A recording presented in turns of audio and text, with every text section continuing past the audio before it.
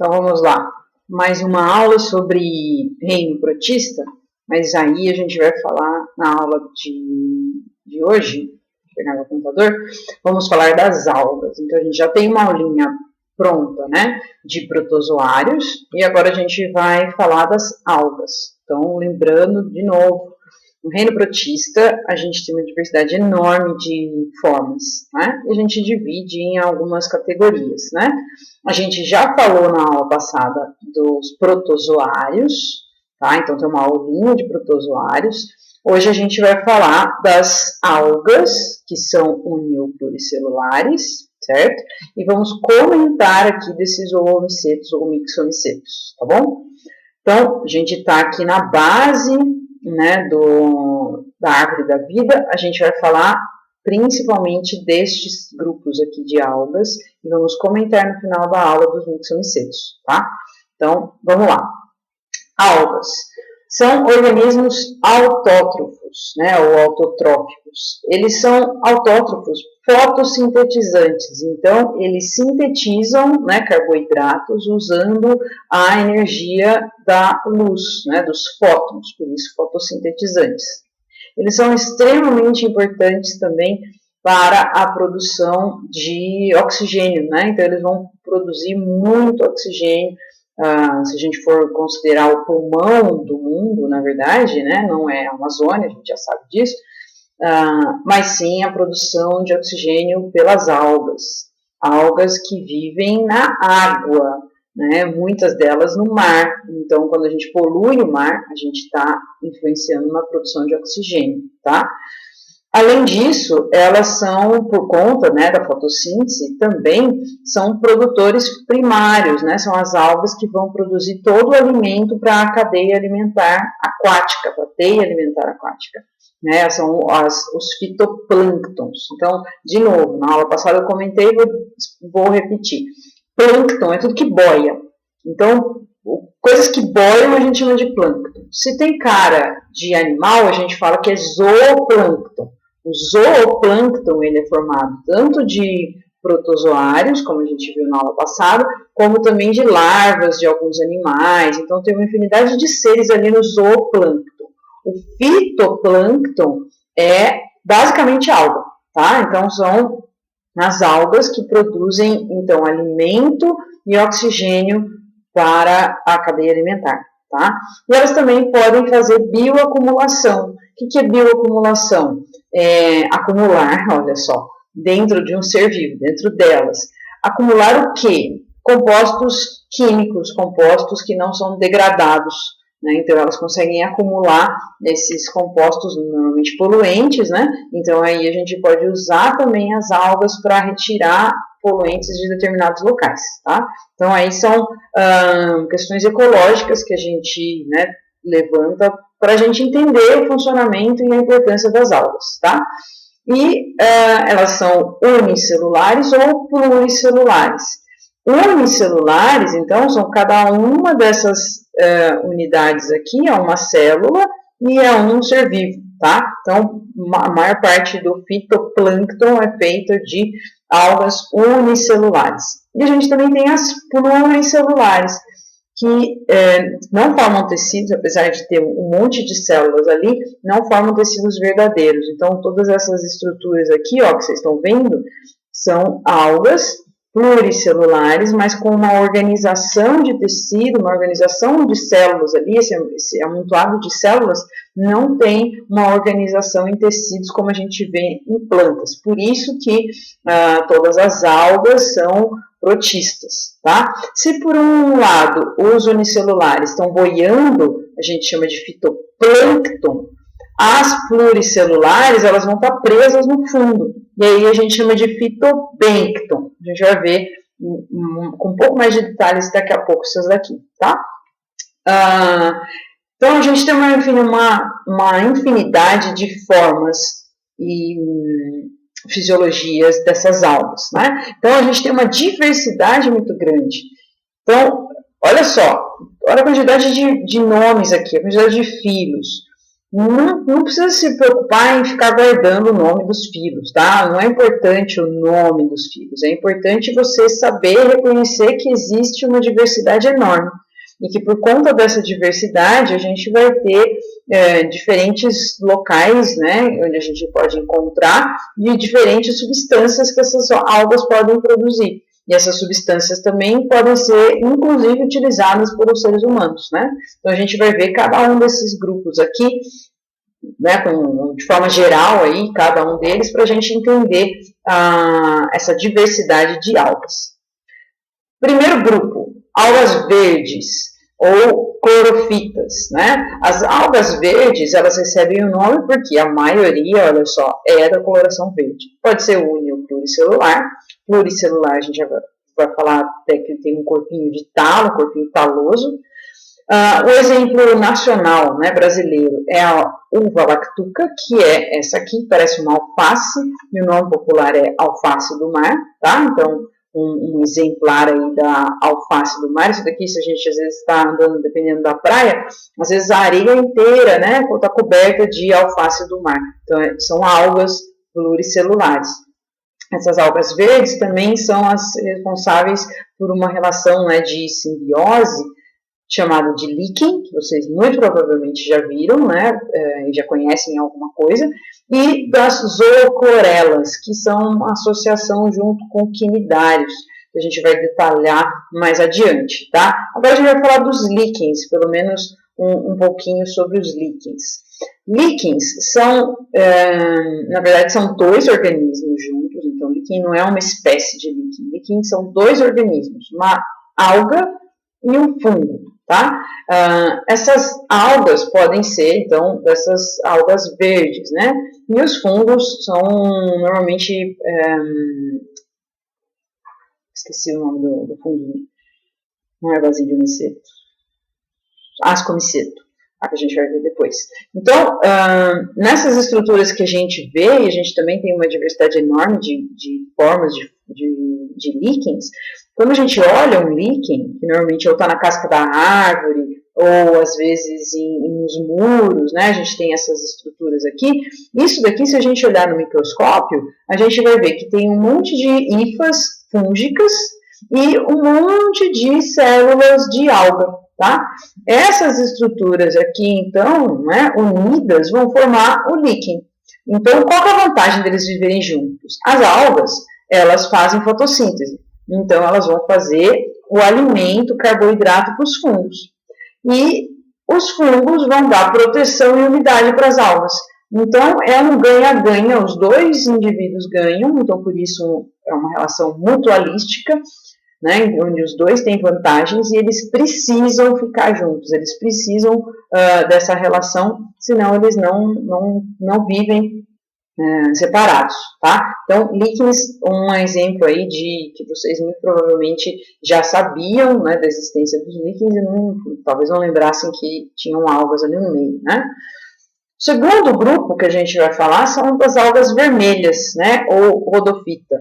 As algas vermelhas, a maioria dela é multicelular ou pluricelular, vai ser sinônimo multipluricelular, são abundantes em mares tropicais, então águas quentes, ocorrem também em água doce, e o que a gente pode destacar desse grupo acumulam muito carbonato de cálcio, então tem alguns que parecem um coral, tá? No fundo do mar você olha, se você mergulhar, você vai achar que é um coral, e na verdade é uma alga vermelha, tem um talo bem rígido por conta desse acúmulo de carbonato de cálcio, mas talvez o destaque maior seja a parte econômica, tá? A gente tem muitos alimentos que a gente pode, primeiro que a gente pode comer a própria alga, como, por exemplo, aquela alga que a gente usa para fazer comida japonesa, então é uma alga vermelha.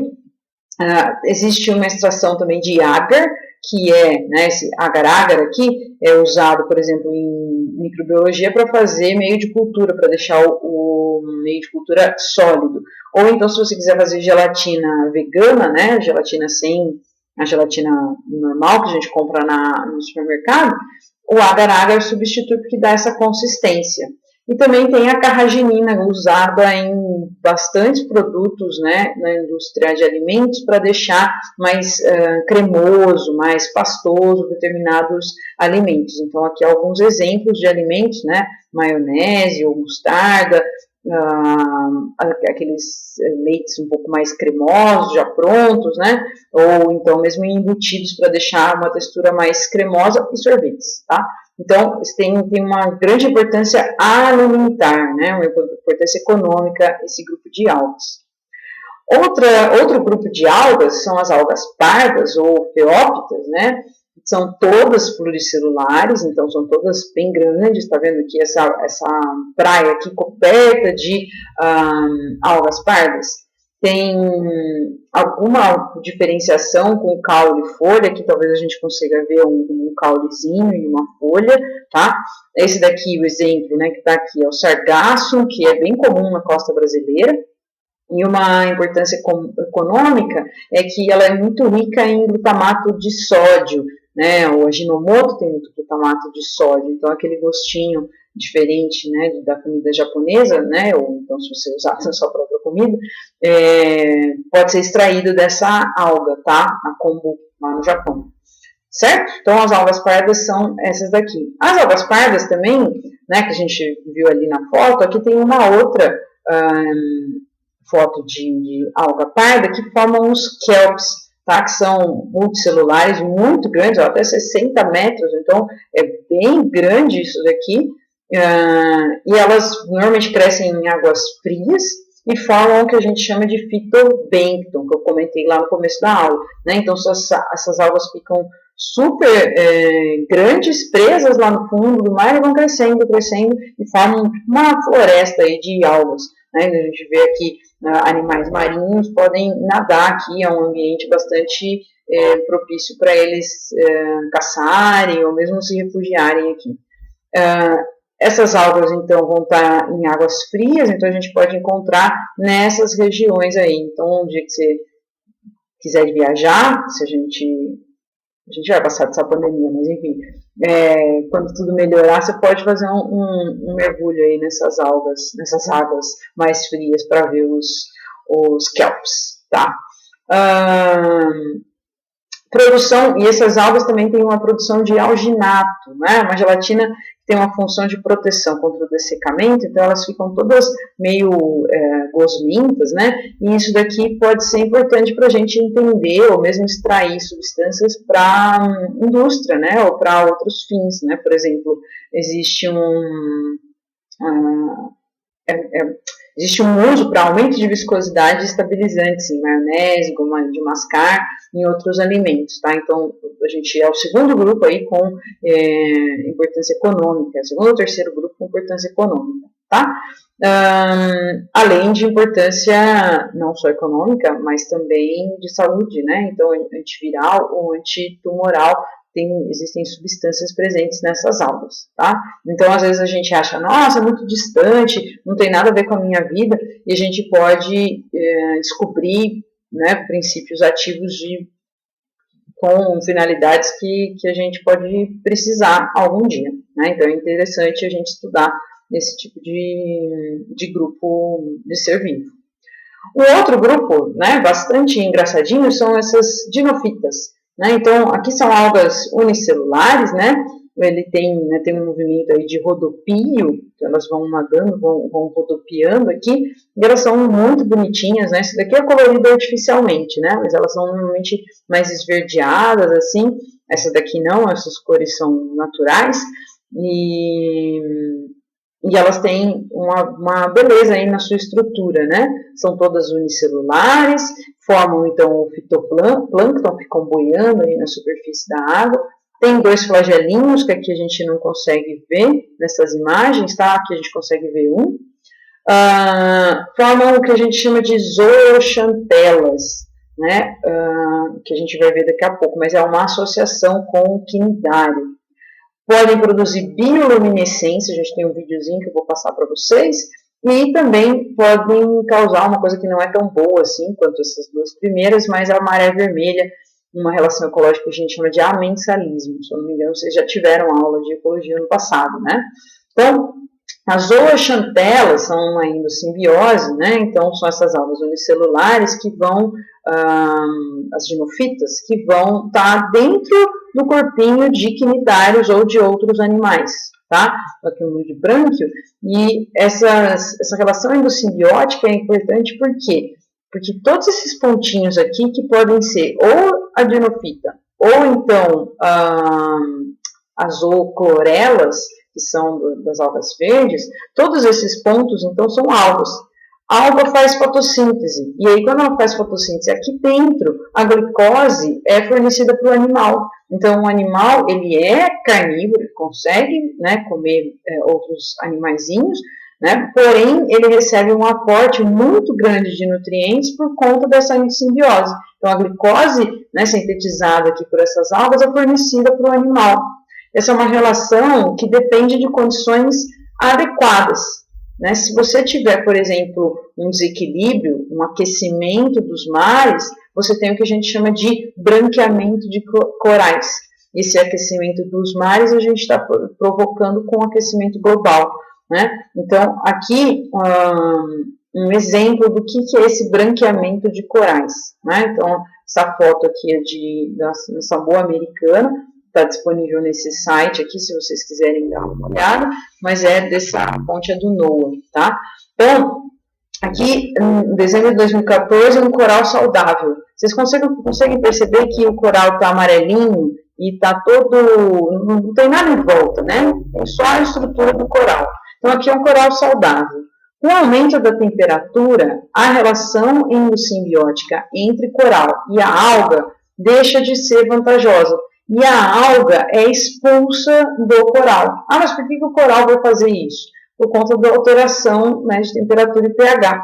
E aí, então, ele expulsa a alga e ele fica branco. Por que ele fica branco? Porque a cor do coral, muitas vezes, é por conta da alga.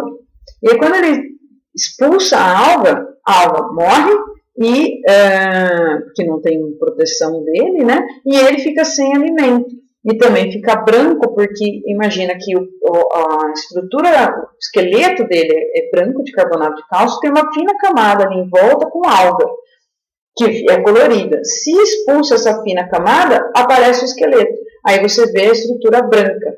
Se isso ficar muito tempo dessa forma, né, com um aquecimento muito grande, um desequilíbrio por muito tempo, o coral morre e aí ele é recoberto com outras algas.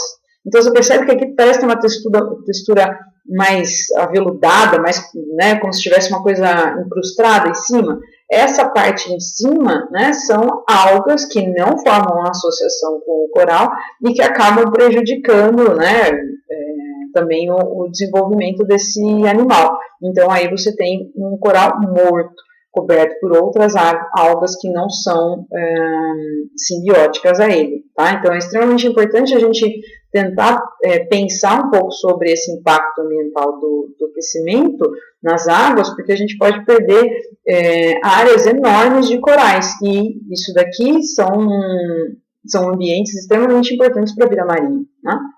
Se você quiser saber um pouco mais sobre corais e sobre essas relações endossimbióticas, tem esse documentário no Netflix, Em Busca dos Corais, ou Chasing Corals, em inglês, e você pode ver, é bem interessante, é 1h30, mas é muito legal, pode dar uma olhada.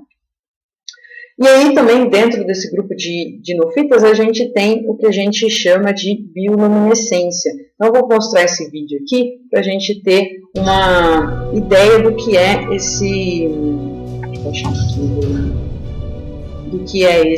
essa bioluminescência. Vocês conseguem ver aqui que tem as ondas, olha. Elas estão coloridas desse jeito, né? Estão iluminadas por conta dos dinoflagelados. Quando em grande quantidade acabam batendo, né? Por conta do movimento das águas, eles batem um no outro e a gente acaba vendo essa luz, né? Então é um fenômeno que a gente chama de bioluminescência e muito bonito, né? Se você tiver coragem de entrar no mar de noite, eu não tenho, mas se você quiser surfar um dia, dá para você fazer um belíssimo passeio aí, deve ser bem, bem legal isso aqui. Aí tem, esse vídeo tá no YouTube e tem vários também, tem alguns inclusive de surfistas aí no meio com câmeras no mar para filmar esse fenômeno, tá? É um fenômeno bem bonito, né? O último exemplo aí de dinoflagelados que a gente vai falar é da maré vermelha. Maré vermelha, na verdade, ela não é uma coisa muito boa, né?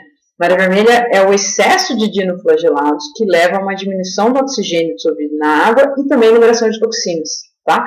Então, quando tem um aporte muito grande de nutrientes, por exemplo, descarga de esgoto, ou então uma temperatura mais alta, né, que faz com que essas algas se reproduzam mais rapidamente e a gente tem uma produção enorme aí de algas, aí você diminui o oxigênio, porque você cobre essa parte aqui com uma camada de algas e a luz solar não vai entrar nas camadas mais profundas da água. E aí, então, as camadas mais baixas ali do mar vão ficar com menos oxigênio.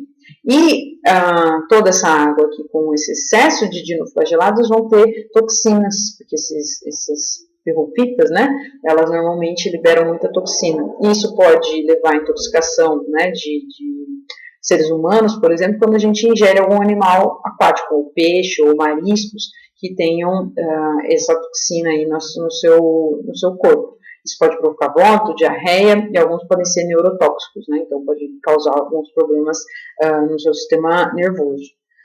Beleza? Estamos aí no fim, vamos para os últimos grupos, vamos falar das diatomáceas, ou este nomezinho, Bacillariopta. As diatomáceas, elas têm uma carapaça muito bonita, então cada uma dessas estruturas aqui que você acha que parece um desenho é uma diatomácea, tá? Elas são unicelulares, podem viver em mares, né, e águas frias ou lagos de água doce. Tem uma cápsula, essa cápsula aqui a gente chama de frústula, e ela é de sílica, né, de silício, desculpa. Então ela é bem durinha, parece uma plaquinha de Petri. São parte, né, do fitoplâncton, então ficam boiando ali na água. E a importância aí das diatomáceas é que a gente tem uma rocha que a gente chama de diatomito, que tem algumas utilidades, né, você pode utilizar isso na indústria. E a primeira utilização, talvez, é que tem um site para você ver quais são muitos usos aí do diatomito.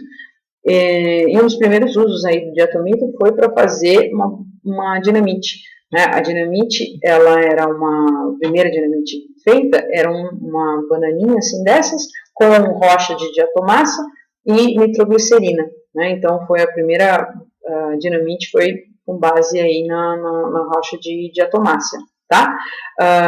E foi usada, na verdade, para abrir rochas, para quebrar rocha, não era para matar ninguém, tinha uma função de construção de estradas, essas coisas. E quando a gente encontra essas rochas, a gente tem um marcador de fósseis, né? Então a gente encontrou essa rocha, a gente tem uma ideia da idade geológica daquela região. E também tem a ver com, encontrou essas rochas, também é um indicativo aí de presença de petróleo. Então também uma atividade econômica que tem importância aí com a datação com as diatomáceas, tá? Euglenofita, tá? Este outro grupo aqui, ele é bastante diverso, bastante comum, as euglenas, tá? Elas são unicelulares, livres e natantes, também tem um filamentozinho aqui, um flagelo, elas são natantes, a gente viu naquele videozinho lá de protozoário, maioria de água doce, não tem parede celular, tem uma película bem flexível, tem um flagelo e se movimenta em direção à luz. Tá? Então tem um monte de cloroplastos aqui para ela se movimentar em direção à luz. No entanto, são essas aqui que são aqueles mixotróficos que a gente comentou. Se tiver luz, ela faz a fotossíntese, é autotrófica. vai lá em busca da luz, vai nadando, se estiver recebendo luz, faz fotossíntese. Se não estiver recebendo luz, né, ele consegue fazer, essa célula consegue se alimentar de outros protozoários, então aí ter um comportamento heterotrófico. Então por isso que a gente fala que podem ser mixotróficos, porque tendo luz faz fotossíntese, não tendo luz é heterotrófico, tá? Quanto à reprodução, a reprodução pode ser, na sua grande maioria, assexuada, com divisão binária, né? Então tem uma fragmentação do talo, se formar um talo, simplesmente ao quebrar o talo pode ter uma reprodução, ou então por formação, então, né, de outras células, aqui ó, divisão, teve uma divisão binária, formou outra célula, tá? Então aí cada célula vai dar origem a um outro ser vivo. Aqui uma diatomácea se dividindo ao meio, cada uma dessas partes aqui vai ser um indivíduo, tá? Ou então, vão ter um ciclo mais diferentão, né? Com alternância de gerações. O que significa alternância de gerações? Significa que a gente vai ter uma geração com o indivíduo 2N, diploide, e outra geração com o indivíduo N, haploide. Como isso, professora? Esse indivíduo aqui, ó, diploide, ele é o adulto. Acontece uma meiose para produzir esporos, por isso meiose espórica, e aí esses esporos que são produzidos aqui vão ser liberados no ambiente. Cada um dos esporos, ele não é mais 2N, ele é haploide, vai dar origem a uma estrutura grandona, que parece uma alga normal, que é um gametófito. Esse gametófito é uma estrutura que produz gameta. Então, vai produzir gametas masculinos e femininos, na verdade não tem muita diferenciação, mas vão produzir gametas que vão se unir através da fecundação e formar um zigoto que vai dar origem a um organismo diploide, tá? Então, que é a alternância de gerações? Uma fase diploide e outra fase haploide, tá? E aí, então, você tem essas duas fases de vida no indivíduo. Ainda existem algumas algas que se reproduzem de uma forma diferente. Então, tá aqui, ó, os adultos são haploides, né, sarclamidomonas. Aí, eles resolvem se juntar, tem uma união das células, formam uma fusão aqui do citoplasma e núcleo. Esta fusão de citoplasma e núcleo vai, então, se dividir por meiose, então, zigótica, que a gente chama, e aí vão produzir uns 4 indivíduos diferentes daqueles que começaram um ciclo, tá? Então, é um outro tipo de alternância de geração. E ainda tem por conjugação, tá? Então, a gente tem esta célula, esta alga, que é um indivíduo diferente deste outro aqui, da espécie Spirogyra. Tem uma música do Jorge Benjor com esse nome, se quiser procurar. Estava aqui o áudio, mas eu acho que ele não sei se eu consigo. Não vou colocar. Você procura Jorge Benjor Spirogyra. E aí você vai. E aí, essa alga, você tem duas partes, duas células aqui que vão se juntar. E aí a parte em azul aqui, ó, fornece para essa outra célula. E aí, então, acontece uma junção de núcleo, e essa junção de núcleo é que vai dar origem a um outro filamento, tá? Ou outros filamentos adultos, certo? Então, a gente chama de conjugação. Parecido lá com bactéria que tem essa pontezinha, por isso o nome, tá? E, por fim, só para comentar, os mixomicetos, que são esses bolores aqui, tá? São decompositores, ciclam nutrientes, isso não é fungo, é um grupo à parte aí. Eles têm mobilidade, tem alguns esporos que desenvolvem alguns cílios, então por isso que eles não são fungos. A gente chama de bolor limoso, tem uma única célula com vários núcleos, ou então esses water molds aí, que dão esse fungo aqui na água, tá? Então, é um grupo à parte aí, bem diferentão, tem algumas pessoas que acabam classificando como fungo, outras como protistas, tá? A importância desse grupo aqui é porque foi um omiceto, né, um mixomiceto, dessa espécie aqui, que causou a grande fome na Irlanda nessa época aqui, em 1845, 1849. Os irlandeses basicamente só tinham a batata como fonte de alimento, e esse fungo dizimou toda a plantação de batata, então muita gente morreu de fome. Aqui na Irlanda tem, nessa foto tem uma foto da Irlanda mostrando esse período aí de morte por inanição por conta de um fungo, né, de um protista com jeitão de fungo, que acabou com toda a plantação de batata. Tá certo? Então, a gente encerra aqui a aula de algas. Então, terminamos também este reino protista. Certo? Mais dúvidas, essas coisas, vocês vão escrevendo lá pelo Google Class e a gente vai conversando. Tá bom? Se quiser comentar aqui alguma dúvida, eu também respondo. Certo? Só parar o vídeo e comentar aí embaixo. Falou!